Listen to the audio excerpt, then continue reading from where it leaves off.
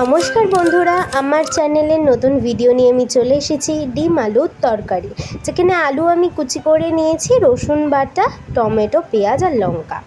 ডিমটা প্রথমে আমরা ভেজে নেব এরকম ঝুড়ো ঝুড়ো ঝুড়ো ঝুড়ো করে, যেখানে ডিমের ভুজিয়া করে নেব। তারপরে কড়াইতে তেল দিয়ে, তেল গরম হলে তাতে কালো জিরে ফোড়ন দিয়ে দেবো। দেখো আমি দিয়ে দিয়েছি কালো জিরে, ভাজা হচ্ছে ওটা আস্তে আস্তে। তো একটু নেড়ে চেড়েও নেব যাতে ঠিকভাবে ভাজা হয়। তার মধ্যে আমি দিয়ে দেব রসুন বাটা। রসুন আমি এখানে থ্যাতো করে নিয়েছিলাম, তোমরা চাইলে বেটেও দিতে পারো, তো একই ব্যাপার।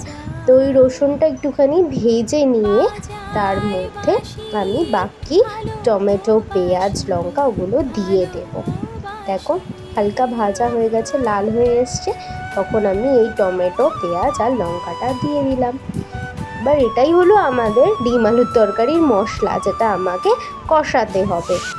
এবারে এটা নেড়ে চেড়ে ভালোভাবে ভেজে নেব। দেখো ভালোভাবেই নেড়ে চেড়ে নেব যতক্ষণ না পেঁয়াজটা ভালো করে ভাজা হবে, টমেটোটা ভালো করে মিশে যাবে, ততক্ষণ আমি এটাকে ভেজে নেব। দেখতে থাকো বন্ধুরা কীরকমভাবে আমি পুরোটাকে ভেজে নিচ্ছি ভালো করে, যতক্ষণ না দেখবে মশলার তেল আলাদা হয়ে যাবে। দেখো অনেকটাই হয়ে এসছে আমাদের,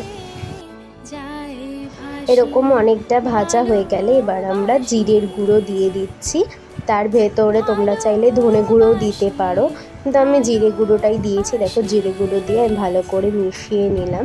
এরপরে স্বাদ মতো নুনও দিতে হবে, ঠিক আছে? দেখো আমি স্বাদ মতো নুন দিয়ে দিয়েছি। তোমাদের যতটা পরিমাণ দরকার ততটাই নুন দেবে, আমি ওখানে ততটাই দিয়েছি। আর তোমরা চাইলে যদি চিনি অ্যাড করতে চাও তো চিনি অ্যাড করতে পারো, কোনো অসুবিধা নেই। হলুদও দিয়ে আমি একসাথে সব কটাকে মিশিয়ে নিচ্ছি। আর গুঁড়ো মশলা তো প্রত্যেকটা খাবারেই দিতে হয়, নাহলে তো স্বাদ হয় না। হলুদ, নুন এসব তো দরকারই।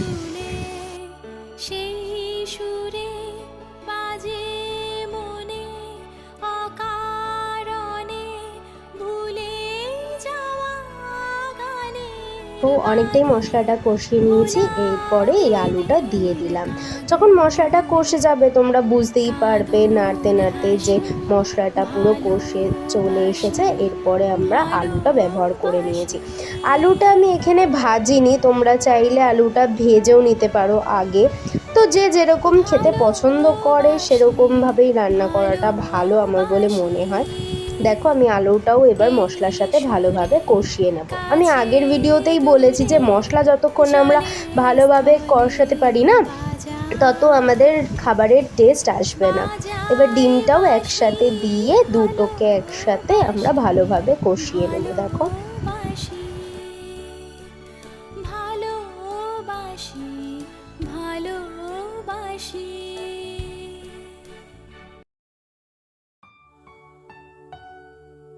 দেখো মশলাটা ভালোভাবেই আলু আর ডিমের গায়ে লেগে গেছে, এই জন্য আমি বুঝলাম যে আমার কষানো হয়ে গেছে। যখন এটা বুঝবে তখনই কড়াইতে জল দিয়ে দেবে, কারণ তরকারি যেহেতু করব আলুটাকে সেদ্ধও করতে হবে, সেই জন্য এই খুন্তি ধোয়া জলটা তো দিতেই হবে। এই যে দেখো যতটা পরিমাণে তোমরা ঝোল খেতে চাও ততটা পরিমাণেই জল দিও। আমি খুব একটা ঝোল খেতে পছন্দ করি না আলুর তরকারি, আর সেই জন্য আমি অত বেশি জল দিইনি। দেখো জলটা তারপরে আস্তে আস্তে ফুটতে থাকবে, ফুটতে ফুটতে কমেই আসবে পুরো। দেখো কতটা কমে গেছে জল, আর আলুটাও সুসেদ্ধ হয়ে গেছে। এবার আমরা এটাকে নামিয়ে দেবো। আমার ডিম আলু তরকারি রান্নার পদ্ধতি তোমাদের কেমন লাগলো কমেন্ট করে অবশ্যই জানাবে, আর ভিডিওটা ভালো লাগলে লাইক শেয়ার করে দিও। টাটা।